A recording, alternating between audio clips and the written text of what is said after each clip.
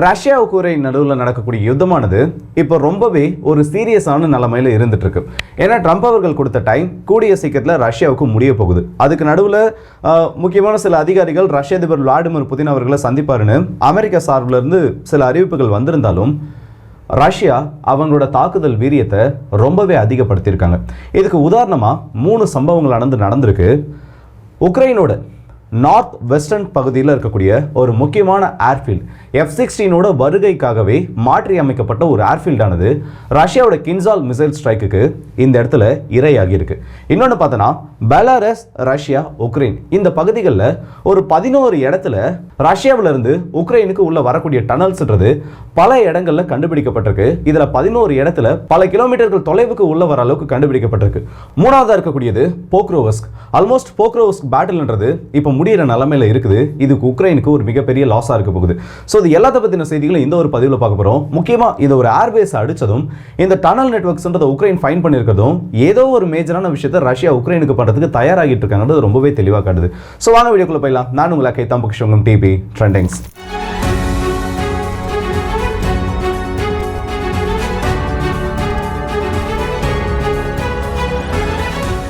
Kinzhal hypersonic missile ரஷ்யாவோட ஆர்சனல்ல ஏன் இந்த உலகத்தோட முதல் ஹைப்பர்சானிக் மிசைலா இதை ரஷ்யா அனௌன்ஸ் பண்ணியிருந்தாங்க. ஆனால் வெஸ்டர்ன் மீடியாஸ் இப்போ வரைக்கும் இதை ஹைப்பர்சானிக் க்ரூஸ் மிசைலா அக்செப்ட் பண்ணிக்கல. ஏர் லான்ச்டு பாலிஸ்டிக் மிசைலோட ஒரு ஹைப்பர்சானிக் வேரியன்ட் தான் இதை பேசிட்டு இருக்காங்க. ஆனால் ரஷ்யாவோட கிளைமின் படி இது ஒரு ஹைப்பர்சானிக் மிசைலா அவங்க பேசிட்டு இருக்காங்க.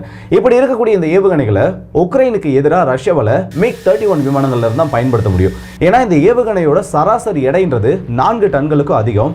இது நார்மலா ஒரு விமானத்தோட இறக்கை பகுதியிலிருந்து லான்ச் பண்ணக்கூடிய ஏவுகணை மாதிரி இதை லான்ச் பண்ண முடியாது.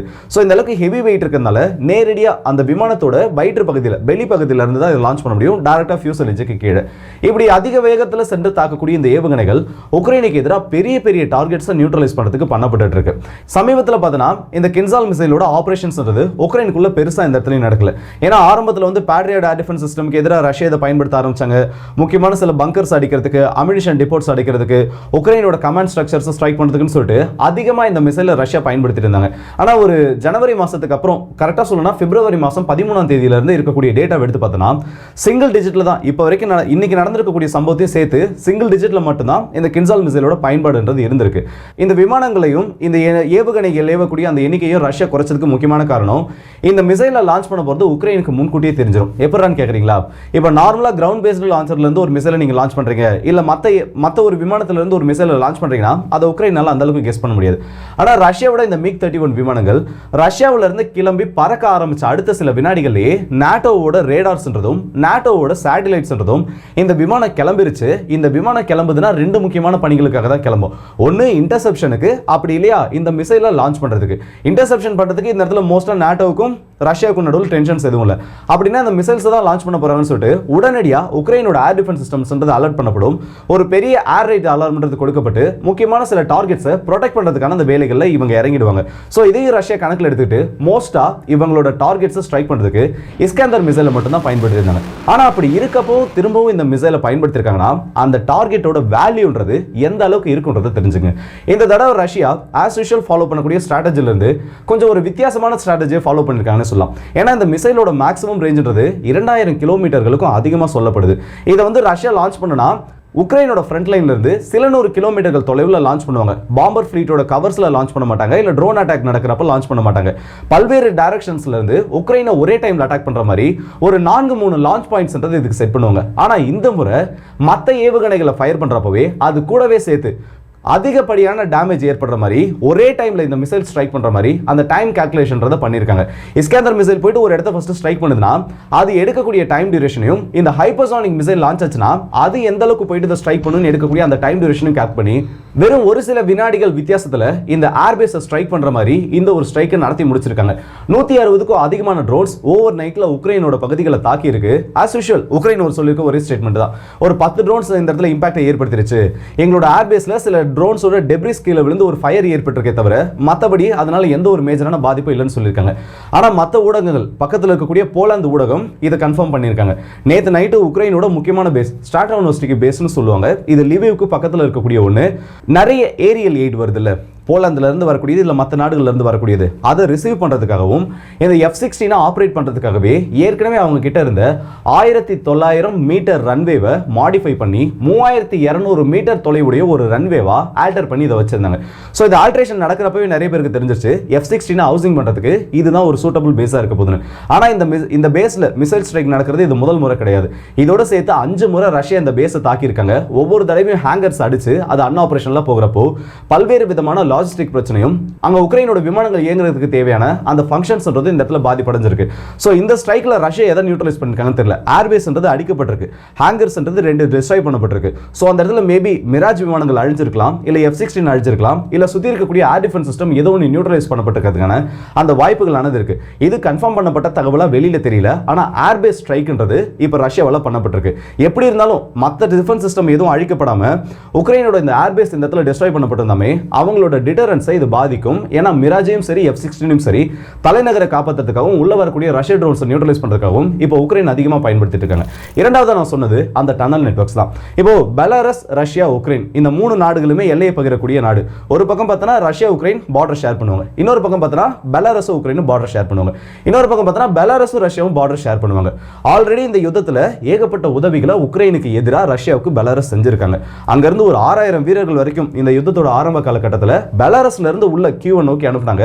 இது ரஷ்யாவுக்கு ஸ்ட்ராட்டஜிக்கலி ரொம்ப அட்வான்ஸான ஒரு விஷயமா ஆயிடுச்சு.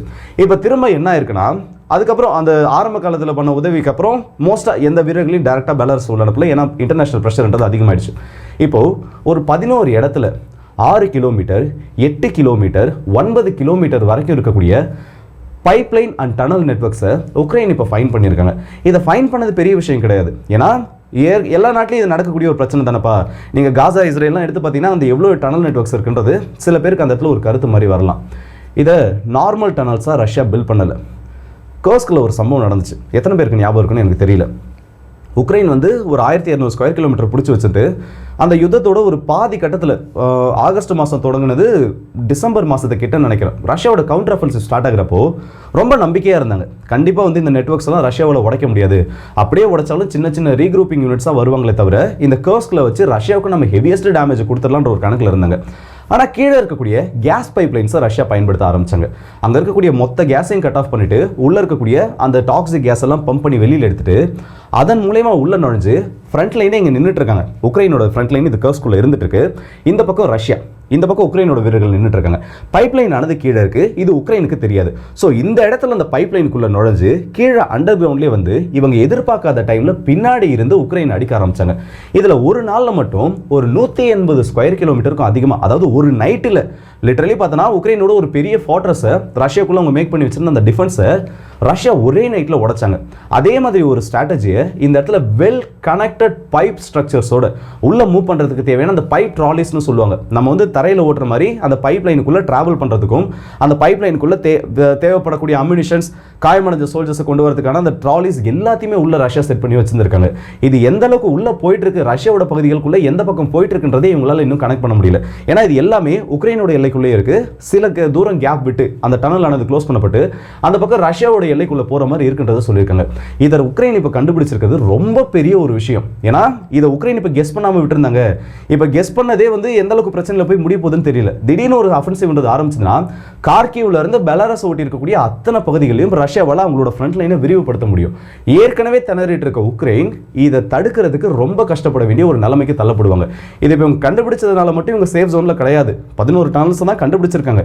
ஆனால் இது இன்னும் எந்த அளவுக்கு பெரிய பிரச்சனையாக போகுதுன்றதை இன்னும் கொஞ்ச நாள் வெயிட் பண்ணி பார்க்குறப்ப தான் நமக்கு தெரியும்.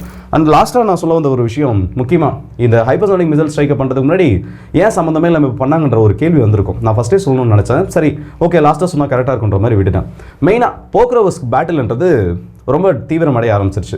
இந்த மேப் சோர்ஸ்லாம் எடுத்து பார்த்தோம், இல்லை அங்கேருந்து வரக்கூடிய சில அப்டேட்டட்ஸ் மேப்லாம் எடுத்து பார்த்தோன்னா வெறும் 3 கிலோமீட்டர் அளவுக்கு மட்டும்தான் என்ட்ரன்ஸ் ஆனது இருக்கிறதா சொல்லியிருக்காங்க. எந்த அளவுக்கு உண்மைன்றது தெரியல. ஆனால் அந்த இடத்துல பேட்டில்ன்றது ரொம்ப தீவிரமாக நடந்திருக்கு. சமீபத்தில் ஜெலன்ஸ்கி அவர்கள் கூட காக்கிவ் போட்டு விசிட் பண்ணப்போ அந்த ஃபோட்டோ செல்ஃபி எல்லாம் எடுத்து ஒரு விஷயத்தை பேசியிருப்பாரு. இந்த இடத்துல போக்ரோவஸ்க்ன்றதை டிஃபெண்ட் பண்ணுறதுக்காக எங்களோட சோல்ஜர்ஸ் வந்து ரொம்ப கஷ்டப்பட்டுட்டு இருக்காங்க, கண்டிப்பாக அவங்களோட அந்த ஒரு முயற்சிக்கு அவங்க படக்கூடிய கஷ்டத்துக்கு பலன் கிடைக்குன்ற மாதிரி செல்ஃபி எல்லாம் எடுத்து போட்டிருந்தாரு. ஆனால் அந்த மனுஷன் செல்ஃபி எடுத்தால் இது வரைக்கும் அந்த டவுன் ஆனது ரொம்ப நாளைக்கு உக்ரைன் கிட்ட இருந்தது கிடையாது. அப்தேவிகாவில் பார்த்தாச்சு, இதுக்கு முன்னாடி செஸ்வியாரில் பார்த்தாச்சு, இந்த மாதிரி ஏகப்பட்ட செல்ஃபி கதையும் இருக்குது. சரி, ஓகே, அதை பற்றி நம்ம பெருசாக பேச தேவையில்லை. ஸோ பேட்டில் ஆஃப் போக்ரோவ்ஸ்க்ன்றது சில நாட்களில் முடியறதுக்கான சான்ஸ் இருக்குது. ஆனால் அது இழந்துட்டா தான் உக்ரைனுக்கு தெரியும் எவ்வளோ பெரிய ஒரு தோல்வி அந்த இடத்துல ஏற்பட்டிருக்காங்க. நேற்று நைட்டு கிரீமியாவில் ஒரு ட்ரோன் ஸ்ட்ரைக்கை உக்ரைன் பண்ணியிருக்காங்க. அதில் என்னன்னா 4 ஃபைட்டர் ஜெட்ஸ், அதில் ஒரு Su-30 கம்ப்ளீட்டாக டிஸ்ட்ராய் பண்ணிட்டோம், 3 Su-24 விமானங்களை டிஸ்ட்ராய் பண்ணிட்டோம், ஒரு Su-35 பார்ஷியலி டேமேஜ் பண்ணிட்டோன்ற மாதிரி ஒரு கிளைமை வச்சிருக்காங்க. ரஷ்யாவோட செகண்டரி ஏர்போர்ட்டில், இந்த கோஸ்ட்டுக்கு பக்கத்தில் இருக்கக்கூடிய ஒரு முக்கியமான ஏர்போர்ட், அதில் இந்த மாதிரி ஒரு கிளைமை வச்சிருக்காங்க. அதில் ஒரு Su-30ன்றது நியூட்ரலைஸ் பண்ணப்பட்டிருக்கு, கம்ப்ளீட்டாக டிஸ்ட்ராய் ஆயிடுச்சு. மற்றபடி எதுவும் பெருசாக சொல்லிக்கிற அளவுக்கு அங்கே பாதிப்புகள் ஏற்படல. அதோட ஃபுட்டேஜும் சில இமேஜஸும் வெளியில் வந்திருக்கு. ஸோ நேற்று நைட்டு ஒரு ஏர்பேஸில் ஒரு விமானத்தை அழிச்சதுக்கு உக்ரைனோட ஒரு ஏர்பேஸையே ரஷ்யா இந்த இடத்துல ஹைப்பர்சோனிக் மிசைல் வச்சு ஸ்ட்ரைக் பண்ணியிருக்காங்க. ஸோ 2 தரப்புமே இந்த யுத்தத்தை நிறுத்த போகிறதுலன்னு தெரிஞ்சு போச்சு. ஆனால் ட்ரம்ப் அவர்கள் கொடுத்த டைமுக்குள்ள ஏதோ ஒரு பெரிய அஃபென்சிவ் ஆபரேஷனுக்கு ரஷ்யா இந்த இடத்துல ரெடி ஆகிட்டு இருக்காங்க. ஏன்னா யுத்தமானது ஒரு கட்டத்தில் நிற்க போகுது, வேற வழி இல்லாமல் இந்த யுத்தத்தை நிறுத்தியாங்கன்னா அந்த டைமில் யாரோட ஹேண்ட் அப்பராக இருக்குன்றது தான் பார்ப்பாங்க. ஏன்னா அவங்களால தான் நெகோசியேஷன் டேபிளில் உட்காந்து ஆர்டர் போட முடியும். நான் எதுவுமே என்கிட்ட இல்லை, என்கிட்ட எந்த ஒரு பவரும் இல்லை, எந்த ஒரு லேண்டையும் நான் ஹோல்ட் பண்ணலன்னா நான் அந்த இடத்துல கேட்கக்கூடிய ஒரு நிலைமையில தான் இருப்பேன். நான் இதெல்லாம் பண்ணணும்னு சொல்லக்கூடிய ஒரு நிலைமையில் இருக்க மாட்டேன். மேபி புதின் அதுக்காக புஷ் பண்ணிட்டு இருக்காருன்றதும் இந்த இடத்துல ஒரு பெரிய டவுட்டாக இருக்குது. ஸோ இந்த வீடியோ பற்றி உங்களோட கருத்துல கமெண்ட் செக்ஷனில் சொல்லுங்கள். அடுத்த வீடியோ சந்திப்போம். அதுவரை உங்கள் விடுபடுது உங்களா இருக்கே.